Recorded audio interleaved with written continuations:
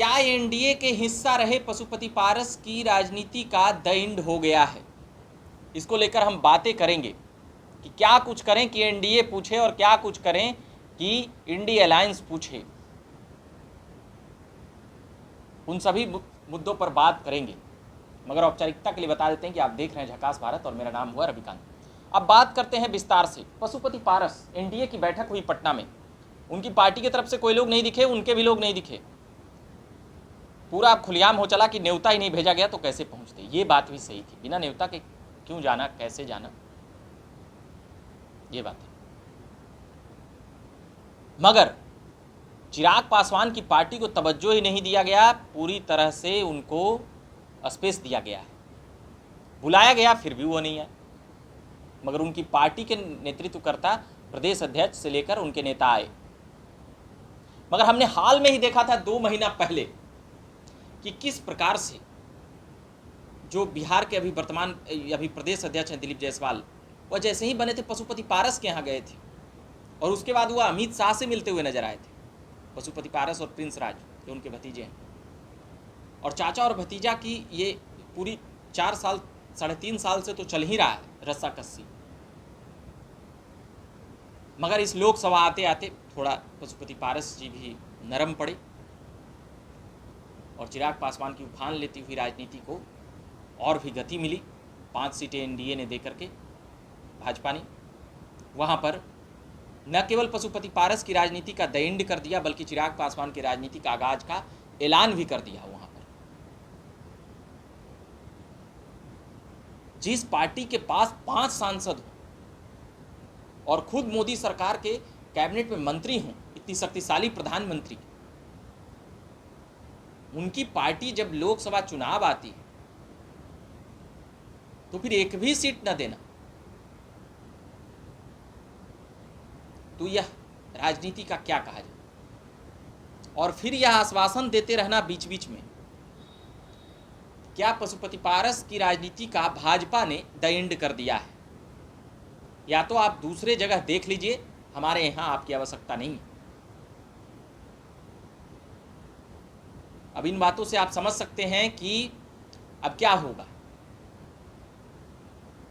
क्या कुछ सवाल ऐसे भी निकलते हैं कि क्या 2024 लोकसभा में उन्हें लोकसभा चुनाव अपनी पार्टी के सिंबल पर लड़ना चाहिए था कि या नहीं? या तो वह इंडिया अलायंस की तरफ आकर लड़ लेते, या तो वह ऐसे भी लड़ लेते अपनी पार्टी के सिंबल पर भी। उनकी पार्टी तो थी आरएलजेपी। मगर चिराग पासवान ने वहां से काफी 2021 के बाद से जो ऊंचाई हासिल की राजनीति में, पार्टी टूटने के बाद न केवल 1 सांसद से 5 सांसद अपनी पार्टी को बनाया। उनके पिता की निधन हो गई थी 20 में, और 21 में फिर पार्टी टूटती है, अकेले रह जाते हैं। मगर पूरी दौरा करके बिहार में आशीर्वाद यात्रा करके वह इतना सक्सेस रही कि उससे भाजपा घबरा गई और पशुपति पारस की बल्ले बल्ले भी हो गई कि वह मोदी सरकार में मंत्री बन गए। मगर चिराग पासवान लगातार घूमते घूमते उन्होंने अपनी पार्टी ही नहीं खड़ी की, 5 सीटें लिया और वही मोदी सरकार में वही मंत्रालय ले लिए। तो पशुपति पारस ऐसा क्यों नहीं कर पाए? वह दौरा क्यों नहीं कर रहे हैं? आखिर उनकी पार्टी को तवज्जो क्यों दे भाजपा? भैया, भाजपा के पास रहना थोड़ा दमखम दिखा करके वहां रहना होगा। ये भी बातें, एनडीए का हिस्सा आपको क्यों नहीं बनाई भाजपा? मुख्यमंत्री से इतनी साठगांठ, कहा यह जाता है कि 2021 में जब सांसद टूट रहे थे तो उसमें ललन सिंह, नीतीश कुमार और जदयू नेता अशोक चौधरी और जदयू नेताओं की भी नाम आए थे। मगर अब वही नीतीश कुमार जी बैठक करते हैं और पशुपति पारस को बुलावा नहीं भेजते। यही राजनीति है। उस वक्त जरूरत थी चिराग पासवान को, जो डैमेज उन्होंने 2020 विधानसभा में दिया था, उसी को मैनेज करने के लिए वह पशुपति पारस की पार्टी, यानी लोजपा सीधे कहें तो, वह तोड़ी गई थी। और अब यहां पर बुलाया, न्योता ही नहीं भेजे और चिराग पासवान को न्योता भेजे। अब समझ सकते हैं कितना दिलचस्प है राजनीति। कई बातें हैं इसमें। अब यहाँ पर हम फिर से 2 महीना पहले ले जाएंगे जब दिलीप जायसवाल मिलने गए थे। वो क्यों मिलने गए थे? चिराग पासवान जब 3 बिल आया था, एक सुप्रीम कोर्ट का भी आया था आरक्षण की, क्रीमी लेयर और नॉन क्रीमी लेयर पर जब बातें चली थी, चिराग पासवान ने भारत बंद का समर्थन कर दिया था। फिर और भी केंद्र सरकार से जो बिल आई थी उसको जेपीसी और उस पर विचार कमेटी विचार करने, मंथन करके उसको लागू करने की बात हो रही थी।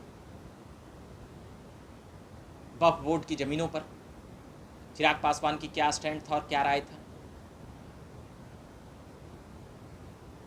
वहीं लगातार 3 बिलों का उस पर लगा कि चिराग पासवान केंद्र सरकार के विरोध में है, तो फटाक से बीजेपी ने तवज्जो देना शुरू कर दिया उन्हीं के चाचा पशुपति कुमार पारस को। दिलीप जायसवाल ही नहीं गए, उनको अमित शाह भी वहाँ पर मिले, फोटो वोटो सब वायरल है। मीटिंग बैठका हुआ सुने कि 1 आध घंटा। जेपी नड्डा और ऐसी तमाम चीज़ें तो मिलते ही रहते हैं। जब अमित शाह से मिल लिए तो फिर जेपी नड्डा से क्या बात है, क्योंकि पता है लोगों का अध्यक्ष जेपी नड्डा है, मगर दबदबा अमित शाह का है, क्योंकि उन्होंने दुनिया की सबसे बड़ी पार्टी भाजपा को बनाई है। तो अब यहाँ पर जब जब चिराग पासवान हमलावर होंगे एनडीए में भाजपा पर या नीतीश पर, तब तब पशुपति पारस का जरूरत पड़ेगा एनडीए और भाजपा को, जदयू को। ये बातें भी क्लियर हो चुकी हैं। अब यहाँ पर यह भी बातें समझने के लिए है कि भाजपा भी प्रेशर पॉलिटिक्स करती है। केवल चिराग पासवान, जीतन राम मांझी, नीतीश कुमार ही नहीं, भाजपा भी इस प्रकार से प्रेशर पॉलिटिक्स करती है कि आप अगर हम पर अगर हमला बोलने का कोशिश करिएगा तो फिर हम भी आप ही के घर, आप ही के पार्टी के नेता के बने नेताओं को खड़ा कर देंगे आपके खिलाफ, उनको ज़्यादा तवज्जो देंगे और उनको बिहार में हाईलाइट कर देंगे। यहाँ पर भाजपा ने यही करते हुए यहाँ पर दिखी। तो निश्चित तौर पर पशुपति पारस को क्या तभी पूछा जाएगा जब चिराग पासवान हमला बोलेंगे? अब ये सोचना पशुपति पारस के लिए कि अब वहाँ से दौरा करें चिराग पासवान की तरह, या फिर प्रिंस राज जो सांसद रहे समस्तीपुर से, या फिर सूरजभान सिंह, इतना बड़ा नाम जो लगभग 2.5 दशकों से सक्रिय हैं राजनीति में, अपने घर से 3-3 लोगों को सांसद बनवा चुके हैं, खुद जोड़ दे तो उनका, पत्नी और भाई तक को सांसद बनाए। बहुत कम ही लोग एक घर से 3-3, 4-4 लोग सांसद बनते हैं। उनमें रामविलास जी की परिवार है और सूरजभान सिंह की वह परिवार है। तो इन बातों से समझ सकते हैं कि पशुपति कुमार पारस की पार्टी को न्योता नहीं गया एनडीए में, और यह आश्वासन मिला था कि 2025 के विधानसभा में उन्हें विधानसभा में तवज्जो दिया जाएगा। मगर अब देखना यह है कि अब कितना तवज्जो दिया जाता है, नहीं दिया जाता है, क्या कुछ एक्शन और स्टाइल रहता है उनकी पार्टी का, नहीं रहता है। उन तमाम बातों पर हम लगातार खबरें लाते रहेंगे और सुनाते रहेंगे। अभी के लिए फिलहाल इतना ही कहते हैं कि आप देख रहे हैं झकास भारत। मेरा नाम हुआ रविकांत। धन्यवाद।